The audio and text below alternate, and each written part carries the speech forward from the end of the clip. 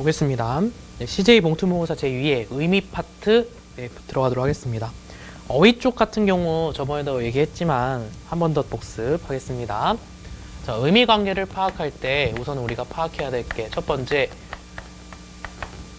유사한 의미 관계인 경우가 있을 수 있어요. 그 다음에 두 번째는 반대되는 의미 관계일 수 있어요. 그 다음 세 번째는 동의미 관계 있을 수 있다고 했었죠. 그 다음에 네 번째가 상하관계 이런 거 있을 수 있다 했어요. 자, 유사한 의미 관계인 경우는 말 그대로 의미가 유사한 거 그 관계를 체크해 나가면 되고, 반의 관계 같은 경우는 서로 상반되는 거죠. A, vs, B 뭐 이런 형태인 거예요. 그래서 반대되는 의미, 동의미 같은 경우는 소리가 같아요. 뜻이 근데 다른 거죠. 그래서 이거 같은 경우는 뭐 배 이렇게 얘기했을 때 이 배가 타는 배일 수도 있고요. 그 다음에 사람의 배일 수도 있고요. 이거였죠? 그 다음에 상하관계 같은 경우는 문화 이런 게 있을 때 문화에는 예술이 있고요. 뭐 체육이 있을 수도 있어요. 뭐 이런 식으로 얘기했었어요. 뭐 그런 것들 정리해보는 거 다시 한 번 더 리마인드 해봤습니다. 그래서 의미관계 이거 같은 경우는 일반적으로 괄호가 제시되니까 그 괄호에다 빈칸에다가 어휘들을 각각 집어넣으면 좀 더 빨리빨리 풀 수 있다고 얘기했어요. 그 바탕으로 봅시다 또.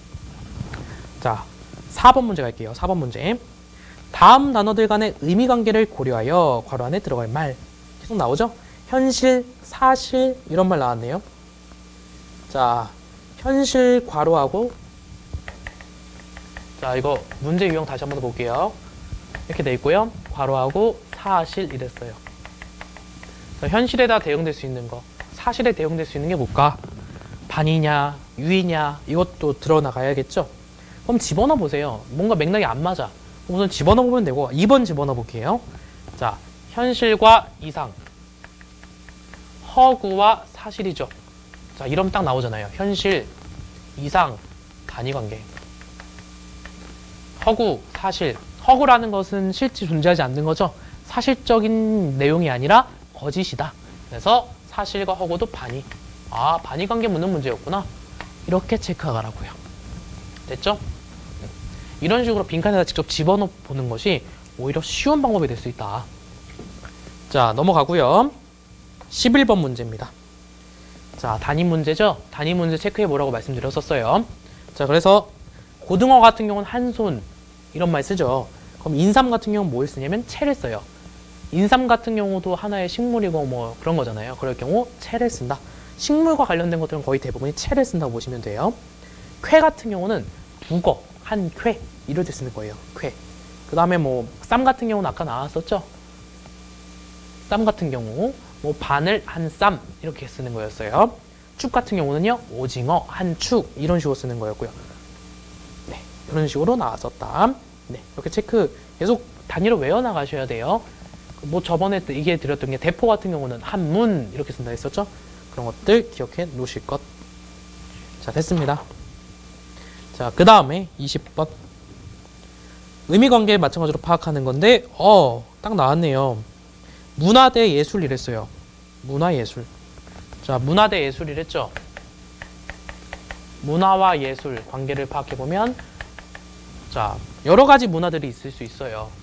말 그대로 어떤 사회적인 문화들이 있을 수 있고, 예술적인 문화들이 있을 수 있고, 다양한 것들이 있을 수 있는데, 그 중에서 예술 이런 거죠. 상위 관계와 하위 관계 파악, 상하 관계 파악이죠. 그래서 상위 관계, 문화가 더 큰 개념이고 그 밑에 들어가는 게 예술이라는 거예요. 그거랑 관련성이 있는 것은 1번. 예술이라는 영역 속에는, 자, 예술이라는 영역 속에는, 자, 영상 예술도 있을 수 있고요. 그 다음에 무용도 예술이 될 수 있겠죠. 그림도 예술이 될 수 있고. 그렇듯 상호관계가 형성될 수 있다. 됐죠? 자, 그 다음 30번 갑니다. 자, 30번 같은 경우는 이것도 어휘네요. 어휘. 자, 동풍, 남풍 이렇게 나왔어요.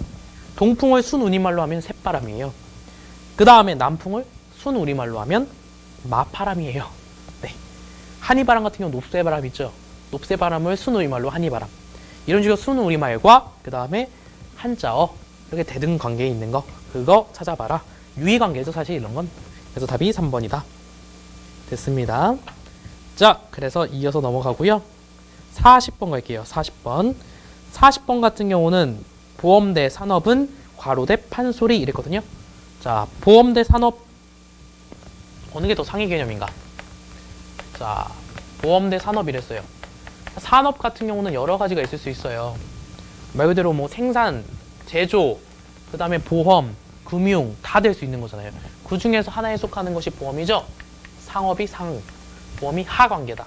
상하 관계에 매칭되어 있다. 이렇게 볼 수 있겠고, 그렇다고 한다면 판소리 안에 들어갈 수 있는 것이 무엇인가? 이걸 물어본 거죠. 자, 그럼 판소리가 상위 개념, 그리고 하위 개념으로 들어갈 수 있는 게 서편제다. 서편제도 하나의 판소리 형태죠. 그래서 답은 3번. 이렇게 됐습니다. 상하관계 묻는 문제예요. 상하관계. 됐습니다. 자, 그 다음에 50번 문제. 50번 문제 같은 경우는 이것도 관계를 스스로 한번 판단해 보세요. 유의관계야, 반의관계야, 아니면은 상하관계야, 뭐 이런 식으로 계속 판단을 해가야 돼요. 그렇지 않으면 문제 풀기 어렵거든요. 물론 빈칸에 그냥 그대로 어휘를 집어넣어도 된다고 했었죠. 그 흐름 안에서. 자, 볼게요. 상술하다, 상세히 서술하다는 뜻이죠. 때 괄호는 윤택 때 부족. 윤택한 것은 되게 뭔가 가득 차 있는 거죠. 말 그대로 진짜 충만한 거예요. 풍만한 거. 부족하다는 건 진짜 결핍이 있는 거죠. 윤택과 부족을 통해서 알 수 있는 건 반의관계다. 의미가 반대되네. 이거죠. 그래서 상술과 반대되는 건 상세히 서술하는 게 아니라 간단하게 서술하는 거. 요약. 답은 4번. 반의관계였음. 이거를 판단했으면 됐습니다. 자, 그리고 넘어가고요. 59번. 자, 59번 같은 경우는 범상 대 괄호는 괄호 대 관점 이랬거든요. 범상이 무슨 뜻인지 헷갈릴 수 있어요. 근데 우리가 많이 써요, 이거. 그 사람은 범상치 않은 얼굴을 갖고 있다. 이랬어요. 범상치 않다. 범상치 않은 게 희한한 거잖아요. 희한한 거죠, 이게. 그럼 뭐야? 범상하다라는 것은 일반적이다. 희한하지 않다라는 거죠. 이거랑 유사하게 쓸 수 있는 게 뭐예요? 예사롭지 않다. 예사롭지 않다라는 것도 희한하다라는 거죠. 그건 뭐예요? 예사롭다라는 건 일반적이다 라는 뜻이에요. 이런 식으로 반대말을 생각해봐도 어휘가 약간 추리가 가능해요. 어휘를 외워야 되는데 어휘가 도저히 외워지지가 않고 어휘를 시험장에 갔는데 처음 보는 어휘야. 이럴 경우는 혹시 한번 반대말을 생각해보세요. 범상이란 말 들어본 적이 없는데 범상 X면 뭐지? 범상하지 않다 이런 말 쓰네. 그럼 범상은 일반적이라는 뜻이네. 이런 식으로 추리도 가능하다. 이거예요. 자, 그래서 봤어요. 보면 범상, 이건 평범하다는 뜻이다. 그럼 관점하고 유사한 건 뭐겠어요? 관점, 내 생각, 견지 이런 걸 볼 수 있겠죠? 답 2번 이렇게 갔습니다. 자, 됐고요. 다음 문제. 자, 69번 문제. 69번입니다. 자, 이거 같은 경우 고등어 대 고돌이에요. 고돌이가 뭔지 알면 네, 화투에 쓰이는 그 고돌이 말고요. 이 고돌이 같은 경우는 고등어의 새끼를 뜻해요. 명태의 새끼는 뭔가? 노가리입니다. 그래서 답이 2번이에요. 되게 단순하죠? 네. 고등어의 새끼는 고돌이, 명태의 새끼는 노가리. 이래서 딱 나온 거예요. 그래서 어미냐 새끼냐 이 차이예요. 답이 2번입니다. 자, 됐습니다. 69번. 그 다음에 76번 갑니다. 76번. 자, 76번 같은 경우는 문학 대 괄호는 괄호 대 미술 이랬거든요. 이게 무슨 관계인가 딱 봤어요. 자, 써볼까요, 이거?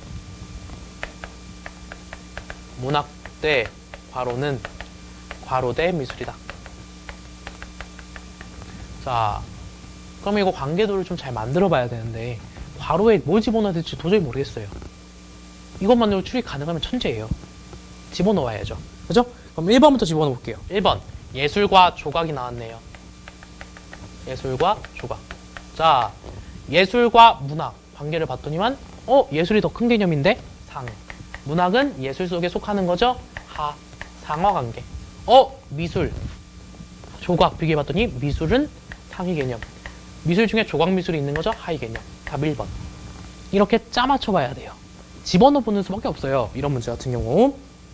그러니까 일반적으로 이렇게 보면 돼요. A 대 B는 괄호다, 괄호 대 C다 이렇게 나왔어요. 그러면은 이 관계를 파악한 다음에 그냥 여기다 집어넣을 수 있는데 이런 식으로 빈칸이 이렇게 두 가지가 설정되면은 무조건 어디 집어넣어 봐야 돼요. 안 그러면은 도저히 추리가 안 돼요. 맥락이 안 잡히니까. 그래서 이렇게 가로가 두 개가 나오면 그냥 집어넣어 봐라. 근데 그냥 한 칸만 빈칸이 나왔어. 그러면은 이거 같은 경우는 이 앞에 관계를 파악하고 그 다음에 추리해봐라. 이렇게 가는 거죠. 이렇게 됐습니다. 자, 다음 넘어가고요. 81번 갈게요. 개연 대 필연은 괄호 대 특수다. 개연성이란 말 들어보신 적 있나요? 개연성? 개연성이란 건 뭐냐면 뭔가 우연성 이런 거라 볼 수 있거든요. 뭔가 확실히 필연적으로 일어나는 게 아니라 우연적으로 일어나는 걸 개연성이라고 그래요. 개연성과 유사한 용어가 우연성이다. 이렇게 보면 되거든요. 우연성과 유사한 용어다. 그렇기 때문에 필연과 무슨 관계? 반대되는 의미 관계, 반의 관계라고요. 자, 그러면 이거 체크했죠? 지금 A 대 B 구조는 괄호 대 C 구조 이렇게 나온 거잖아요. 그렇기 때문에 이 관계 파악하고 그 다음에 이 C와 반대되는 의미 파악하면 되겠다. 이렇게 체크한 거예요. 그래서 특수에 반대는 말은 특수라는 건 하나의 개별적인 그 특정적인 것만 바라보는 건데 그게 아니라 전반적인 걸 다 바라보는 건 보편적이다. 이 말 쓰죠? 답은 2번. 이렇게 갑니다.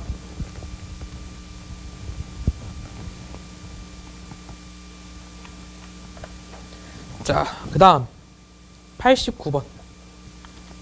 89번 가겠습니다. 89번. 자, 89번 같은 경우 자라, 소뚜껑, 괄호, 닭 나왔어요. 자라랑 소뚜껑의 관계는 또 뭐야? 이랬죠. 아, 이거 같은 경우는 속담을 녹여놓은 거예요. 잘 봐요. 자, 이거는 써놓으시면 좋을 것 같아요. 자라랑 소뚜껑이 있어요. 그 다음에 괄호대 닭이었나?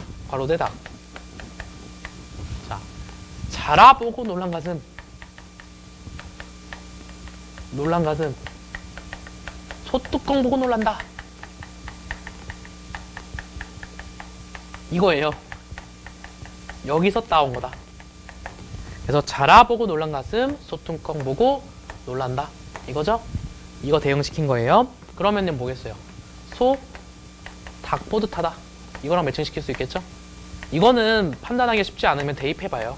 이거 같은 경우는 좀 특징적인 거죠. 어휘 문제인데 속담을 아예 녹여버린 거니까. 그래서 소, 닭 보듯 하다. 이렇게 해서 답이 소다. 그래서 답은 1번. 자, 이건 좀 어렵죠? 자, 넘어가고요. 마지막 어휘 문제. 자, 94번 문제입니다. 94번 문제. 자, 저항 대 괄호는 괄호 대 의혹이다. 아, 이런 거 집어넣어 버렸죠, 그냥. 잘 모르겠으니까, 그죠? 자, 집어넣어 볼까요? 4번 집어넣어 볼게요, 그냥 빠르게. 자, 굴복과 신빙. 저항 대 굴복 가볼게요.